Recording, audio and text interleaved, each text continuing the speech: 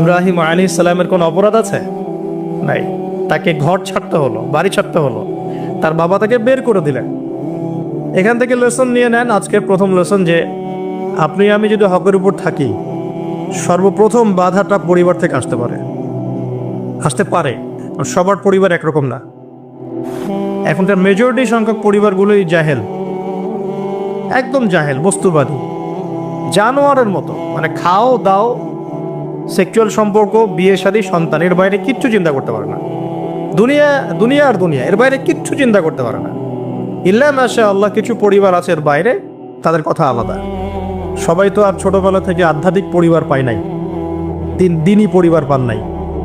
আর এটার পরিমাণ দিন দিন কমেই আসছে। ম্যাক্সিমাম পরিবার এখন জাহান্নামের টুকরা আর কি। আল্লাহ পাক পরিবারকে বলেছেন জাহান্নাম থেকে বাঁচাও, কু আনফুসাকুম ওয়া আহলিকুম নারা। এখন ওই পরিবারই হয়ে গেছে জাহান্নামের টুকরা। আপনি দিনের পথে চলতে চাইলে প্রথম হোঁচটটা পরিবার থেকে খেতে পারেন। এটা ইব্রাহিম আলাইহিস সালামের জীবনেও যেমন হয়েছে, মুহাম্মদ সাল্লাল্লাহু আলাইহি ওয়াসাল্লামের জীবনেও সেম। যে মিলাদ ছিলাম কিভাবে, তার ক্ষেত্রেও সেম। চাচারা শত্রু না, চাচারা শত্রু, আশপাশের মানুষ শত্রু। চাচা এসে বাড়ির সামনে খড়কুটা ফেলে দিয়ে যায়, চাচি এসে ময়লা আবর্জনা ফেলে দিয়ে যায়, কেউ গালি দেয়, কত সমস্যা। যখন নিজের মানুষরা আপনার এগেনস্টে চলে যায়, তখন মনটা ভেঙে যাবে স্বাভাবিক। কারণ নিজের মানুষটা, সারা দুনিয়া যদি আপনার বিপক্ষেও থাকে, কাছের কিছু মানুষ আপনার পক্ষে থাকে, তখন আপনি বাসাতে অ্যাটলিস্ট সিংহ, তখন বাসা থেকে এনার্জি নিয়ে বাইরে যুদ্ধ করতে পারবেন। কিন্তু বাহিরে সবাই মোটামুটি ধরেন যে আপনার পজিটিভ, তো বাসায় এসে দেখলেন যে বাসায় আপনার কোনো রকম অনুকূল পরিবেশ নাই, তখন বাইরের সিংহ হলে বাসায় বিড়াল হয়ে থাকতে হবে। তখন দেখেন ইব্রাহিম আলাইহিস সালামের জীবনে আর মুহাম্মদ সাল্লাল্লাহু আলাইহি ওয়াসাল্লামের জীবনে একটা স্পেশাল নিয়ামত ছিল, সেটা হলো স্ত্রীদের নিয়ামত। বাহিরে মানুষ অনেক কিছু বলছে, গালিগালাজ করছে, মারছে, কাটছে, থুতু দিচ্ছে, সমালোচনা করছে, কিন্তু বাসায় ইব্রাহিম আলাইহিস সালামের আছেন সারা, হাজেরা, আর মুহাম্মদ সাল্লাল্লাহু আলাইহি ওয়াসাল্লামের আছেন খাদিজা রাদিয়াল্লাহু আনহা। অ্যাটলিস্ট বাসায় আপনি একটা কি বলবো, যে বড় একটা প্রশান্তির জায়গা আপনার বাসায় আছে। তো এটা একটা বড় নিয়ামত, যেটা ইব্রাহিম আলাইহিস সালাম এখন হারালেন কিভাবে? বাবা বাসা থেকে বের করে দিল। এখান থেকে বুঝতে হবে যে দিনের পথে চলতে গেলে প্রথম বাধা পরিবার থেকে আসতে পারে। তাই বলে তাদের সাথে কোনো রকমের দ্বন্দ্ব সংঘাতে যাওয়া যাবে না। সালামুন আলাইক, তোমাদের উপর শান্তি বর্ষিত হোক।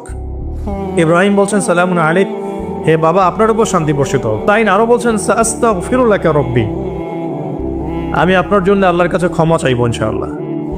ইন্নাহু কানা বি হাফিয়া, তিনি আমার প্রতি খুব মার্সিফুল, আশা করি তিনি আমার দোয়া কবুল করবেন। কিন্তু যখন তিনি জানতে পেরেছিলেন যে তার বাবা শিরকের উপর আছেন, আল্লাহ পাক মাফ করবেন না, সূরা তাওবার মধ্যে আছে, তখন থেকে তিনি আর ক্ষমা চান নাই, বাবার জন্য ক্ষমা চান নাই। তো এবার ইব্রাহিমের সফর শুরু হলো, একাকিত্বের সফর। তার মানে একটা বিষয় এটাও শিখতে হবে, হকপন্থীদের সাথে আল্লাহর দেয়া একটা বিশেষ নিয়ামত হচ্ছে একাকিত্ব। হকপন্থীদের লাইফে আল্লাহ পাকের পক্ষ থেকে একটা বিশেষ অনুগ্রহ হচ্ছে একাকিত্ব। মানে একাকিত্ব কেন নিয়ামত বললাম? কারণ একাকিত্ব মানুষকে আল্লাহ চিনিয়ে দেয়। অনেক আলেম দেখবেন যারা জেল টেল খেটে বের হয়েছেন, তারা সবাই একটা কথা বলবেন, জেলখানায় আমরা আল্লাহকে চিনেছি। সব আলেমরা এই কথা বলে যারা ওখান থেকে বের হয়ে আসে। কারণ একাকিত্ব মানুষকে গভীরভাবে ভাবায়, আল্লাহকে পাওয়ায়, আল্লাহর কাছে দোয়া করতে শেখায়, মানুষকে বোঝায় যে আল্লাহ ছাড়া কেউ নাই সাহায্য করার। তো যারা হকপন্থী হয়, একাকিত্ব তাদের বরণ করতেই হয়। এটা মাথায় রেখে পথ চলতে হবে। ইব্রাহিম আলাইহিস সালাম পথ চলা শুরু করলেন। এবার কি হলো? তিনি কি বাসা থেকে বের হয়ে সেই এলাকা, ওই নমরুদের দেশ ছেড়ে চলে গিয়েছিলেন? উত্তর না। প্রথমে তিনি চলে যান নাই, প্রথমে তিনি ওই সমাজেই থেকেছেন, থেকে দাওয়াত দেওয়ার চেষ্টা করেছেন। তিনি ওই সমাজেই থেকেছেন, থেকে দাওয়াত দেওয়ার চেষ্টা করছেন। ঠিক মুহাম্মদ সাল্লাল্লাহু আলাইহি ওয়াসাল্লামের মতোই। সমাজের মানুষ যখন নির্যাতন নিপীড়ন করছেন, তিনি কি শুরুতেই সমাজ ছেড়ে বের হয়ে চলে গেছেন? না, 13 বছর দাওয়াত দিয়েছেন। কত বছর? 13 বছর। তো ইব্রাহিম আলাইহিস সালাম সমাজের মানুষকে দাওয়াত দেন। কিভাবে দেন? কোরআনে এভাবে ভাষা আসছে। আমি সূরাগুলোর নাম বলে দিই, আপনারা একটু চেক করে নিন। সূরা আম্বিয়ার মধ্যে আসছে, সূরা সফফাতের মধ্যে আসছে, সূরা আনআমের মধ্যে আসছে। তো তিনি দাওয়াত দেন এভাবে যে ওয়াইজ ক্বালা ইব্রাহিম, যখন ইব্রাহিম বললেন লিআবিহি ওয়া কওমিহি, তার বাবাকে এবং তার কওমকে বললেন, মা হাযিহি তামাসিলুল্লাতী আনতুম লাহা আকিফুন, তোমরা এসব কি মূর্তির উপাসনা করো, এদের চারপাশে ঘুরতে থাকো, কি সব করো? তো তারা বলে যে নাহনু বাল ওয়াজাদনা আবানা কাযালিকা ইয়াফআলুন, আমরা আমাদের বাপ দাদাদেরকে দেখেছি এইভাবেই করতে। তাদের রেফারেন্স কিন্তু এটাই ছিল। কোনো দালিলিক জ্ঞানতাত্ত্বিক যুক্তি বিজ্ঞান দর্শন এখানে নাই। দর্শন এখানে কি ফিলোসফিটা কি? বাপ দাদাদেরকে দেখেছি করছে। তো এটা দিয়ে আবার অনেক সময় বাংলাদেশে আবার একটা ট্রেন্ড চালু করা হয়েছে যে তোমরা দীর্ঘদিন 1200 বছর থেকে যে ইসলামটা ফলো করে আসছো ওটা ভুয়া, আমরা যেটা নতুন মডারেশন দিচ্ছি এটাই সঠিক। এই দলিল সেম না। এখানে অমুসলিমদেরকে দাওয়াত দেওয়া হচ্ছে। অমুসলিমরা বলছে যে আমরা বাপদাদাদেরকে দেখেছি যে তারা এইভাবেই মূর্তি পূজা করতো, আমরা তাই করি। এটার সাথে কি হানাফি মাযহাবকে মিলাবেন আপনি? হ্যাঁ, হানাফি মাযহাব বাপদাদা থেকে চলে আসে, ভুয়া, নতুন যেটা দিচ্ছি এটাই সঠিক।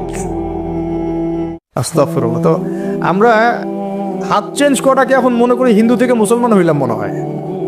হাত বদল করাটাকে মনে হয় যে হিন্দু থেকে মুসলমান হয়েছি মনে হয়।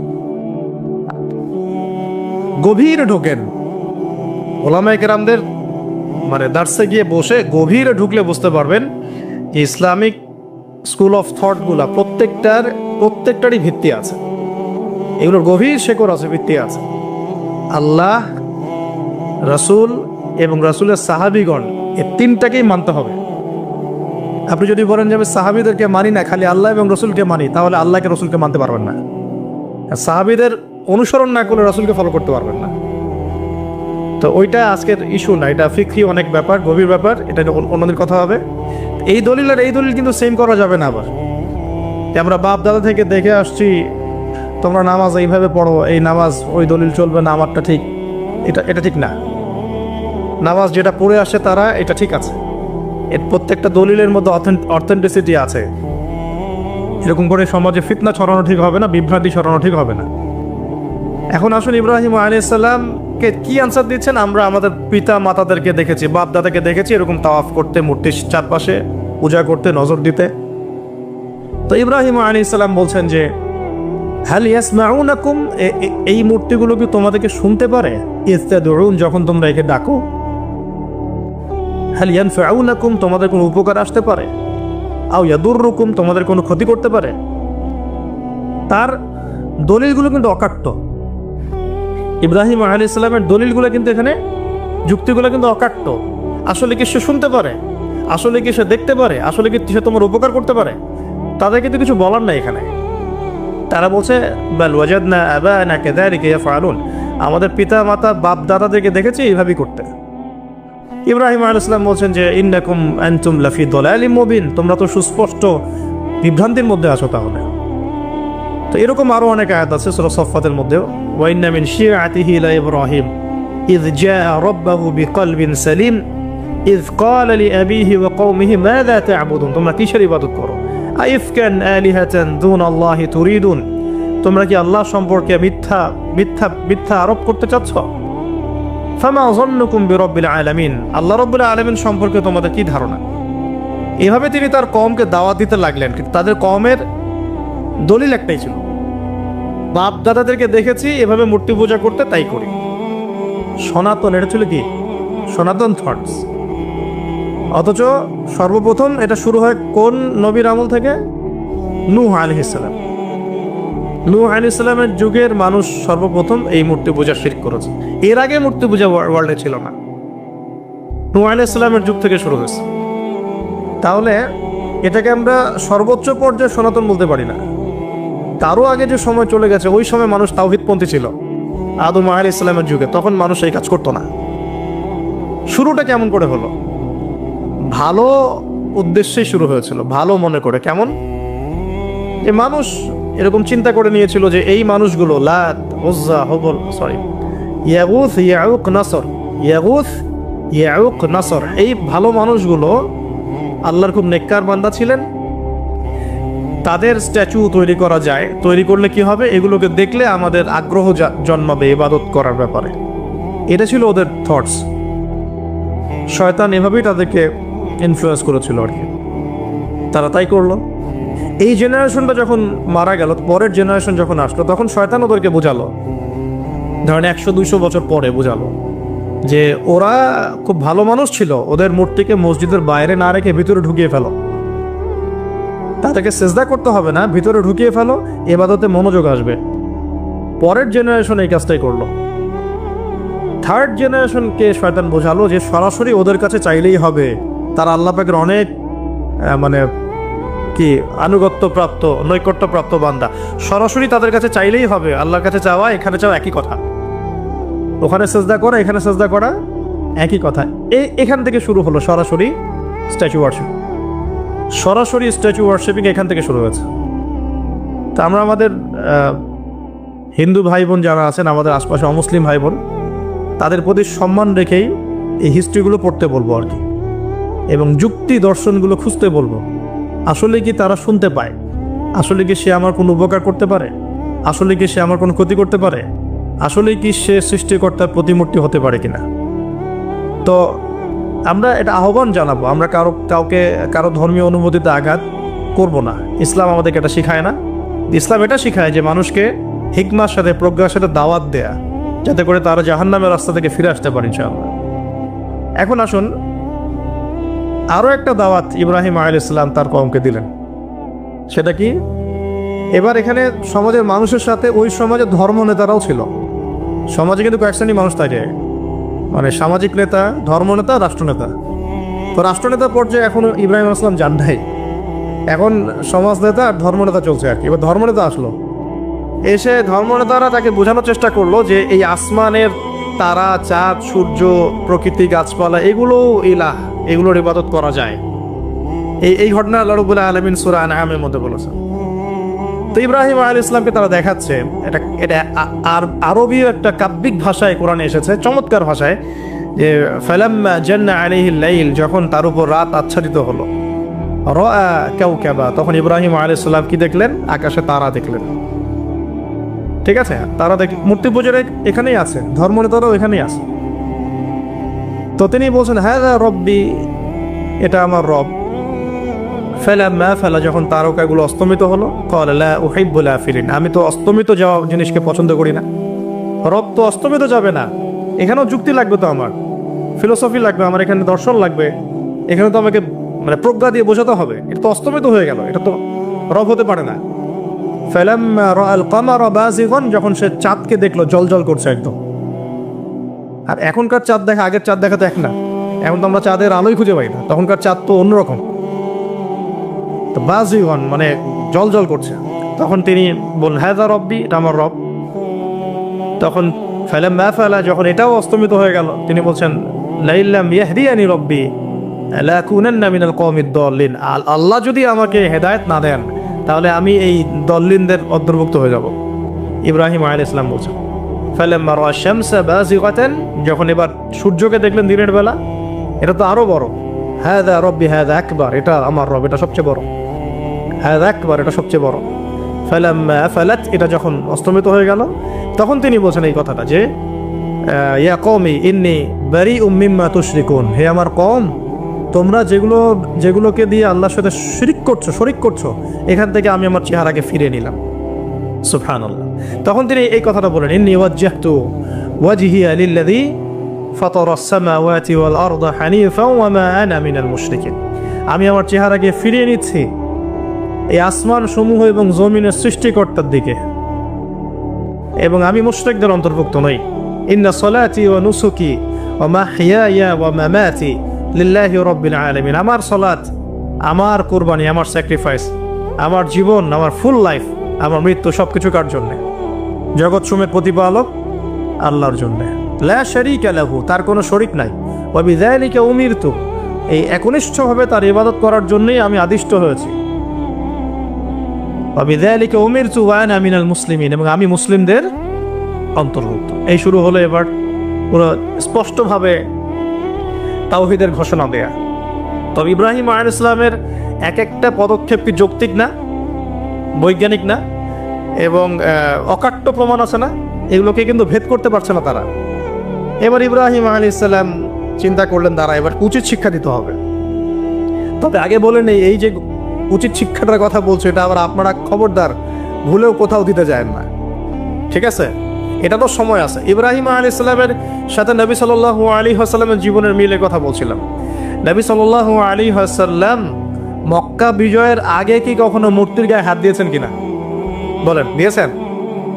কারণ মক্কা বিজয় হয়ে গেছে, পুরো স্টেটই আপনার, অথরিটি আপনার, তখন আপনি আপনার অ্যাকশন নিতেই পারেন, সেটা আপনার ব্যাপার, তখন আপনি কি করবেন? মুহাম্মদ সাল্লাল্লাহু আলাইহি ওয়াসাল্লাম কাবা ঘরে ঢুকে তখন মূর্তি ভেঙেছেন এবং বলেছেন ওয়াকুল জাআল হক ওয়া যাকাল বাতিল ইন্নাল বাতিলা কানা যাহুকা, তাই না? তো ইব্রাহিম আলাইহিস সালাম এবার শিক্ষা দেওয়ার চিন্তা করছেন। তিনি বলছেন যে যখন এরা মেলাতে যাবে, ওই উৎসবে যাবে, তখন আমি এদেরকে দেখে নিব। এটাও কোরআন চমৎকারভাবে বলেছে যে إذ قال لأبيه وقومه ماذا تعبدون أئفكا آلهة دون الله تريدون فما ظنكم برب العالمين فراغ إلى آلهتهم فقال ألا تأكلون। ইব্রাহিম আলাইহিস সালাম এবার যখন ওরা মেলায় চলে গেছে, তো যাওয়ার আগে আবার ইব্রাহিম আলাইহিস সালাম বলছিলেন যে ইন্নী সাকিম, আমি হচ্ছি অসুস্থ। আমি কি অসুস্থ? নাযারা নাযরাতান ফিন নুজুম, ইব্রাহিম আলাইহিস সালাম রাতের বেলা আকাশের দিকে তাকালেন একবার, তাকিয়ে ওদেরকে বললেন যে ইন্নী সাকিম, আমি অসুস্থ। এটা কৌশল, আমি অসুস্থ, এটা কৌশল। তো এই কৌশল আবার সব জায়গায় ঘাটাতে যায় না আর কি। তো এবার যখন তারা চলে গেল, ফারাগা ইলা আলিহাতিহিম ফাকালা আলা তাকুলুন, এবার তিনি ওই মূর্তি গৃহ যেটা ওদের, ওখানে ঢুকে বলছেন যে আলা তাকুলুন, তোমাদের কি হলো, খাচ্ছ না কেন? তাদেরকে বলছে এই কথা, মূর্তি খাচ্ছ না কেন? আলা তাকুলুন ফারাগা ইলা আলিহাতিহিম ফাকালা আলা তাকুলুন মা লাকুম লা তানতিকুন, কি হলো, কথা বলছো না কেন? মা লাকুম লা তানতিকুন, কি হলো, কথা বলছো না কেন? এবার ফারাগ আলাইহিম দরবাম বিল ইয়ামিন, এবার ইয়ামিন মানে ডান হাত, ডান হাতে যা পেয়েছিলেন আর কি, তা দিয়ে সবগুলোকে ভেঙে চুরমার করে ফেলছে। ব্যাস, এবার ওরা যখন আসলো এসে বলছে যে আনতা ফাআলতা হাযা বিআলিহাতিনা ইয়া ইব্রাহিম, হে ইব্রাহিম তুমি কি আমাদের উপাস্যদের সাথে এই কাজ করেছো? ইব্রাহিম বলছেন লা না বাল লা, আসলে কোরআনে নাই, আমি নিজের মতো করে বললাম আরবি বলতে বলতে, বাল ফাআলাহু কাবীরুহুম হাযা, বরং এই বড়টা এই কাজ করছে, এর মধ্যে সবচেয়ে বড় যেটা আছে এই ব্যাটার কাছে, আমি করি নাই, আমি তো করি নাই। তখন ওরা তো এটা তো হতভম্ব হয়ে গেল, যে সে বলছে যে তুমি তো জানো, তুমি তো খুব ভালো করেই জানো যে তারা কথা বলতে পারে না, নড়াচড়া করতে পারে না, কিছুই করতে পারে না। তখন তিনি বললেন তাহলে তোমরা কেন এমন ইলাহের উপাসনা করো যে কথাও বলতে পারে না, শুনতেও পারে না, দেখতেও পারে না, তোমার উপকারও করতে পারে না, ক্ষতিও করতে পারে না। কিন্তু এবারও কিন্তু যুক্তি নাই, কোনো তাদের কাছে কোনো দলিল নাই, কোনো প্রমাণ নাই, কোনো যুক্তি দর্শন কিচ্ছু নাই। এবার শুরু হলো জুলুম। জালেমের কাজ কি? যুক্তি, জ্ঞান, দর্শন, বিজ্ঞান এগুলো দিয়ে যখন পরাস্ত, এগুলো দিয়ে পারছি না, এবার পেশি শক্তি। এবার কি? পেশি শক্তি। ব্যাস, এবার পেশি শক্তি। ইব্রাহিম আলাইহিস সালামকে নিয়ে যাওয়া হচ্ছে নমরুদের দরবারে। এবার চলো, এবার তোমার আজকে খবর আছে। এবার পুরো রিমান্ড হবে 7 দিনের। একদিন রিমান্ড হলেই অবস্থা খারাপ হয়ে যাওয়ার কথা।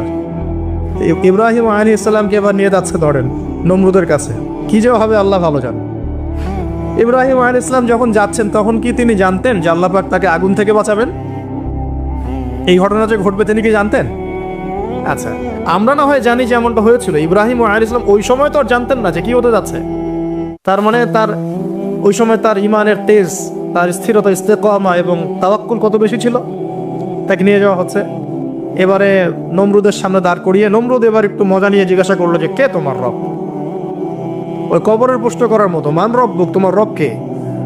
তো ইব্রাহিম আলাইহিস সালাম বলছে রব্বি আল্লাযী ইউহয়ী ওয়া ইউমীত, আমার রব তিনি যিনি জীবন দেন মৃত্যুও দেন। এবার নমরুদ বলছে ক্বালা আনা উহয়ী ওয়া উমীত, আমি তো জীবন দিই আর মৃত্যু দেই। কিভাবে? একজন এই যাবজ্জীবন প্রাপ্ত আসামিকে ডেকে নিয়ে ছেড়ে দিল, দিয়ে বললো যে জীবন দিলাম। আর একজন আসামিকে ডেকে তৎক্ষণাৎ মৃত্যুদণ্ড দিয়ে মৃত্যু দিলাম। তো ইব্রাহিম দেখলেন আলাইহিস সালাম এ তো মোটা বুদ্ধির মানুষ, কারণ যে যত বড় জালেম হয় তার বুদ্ধি তত মোটা হয়, কিন্তু এটা মাথায় রাখবেন।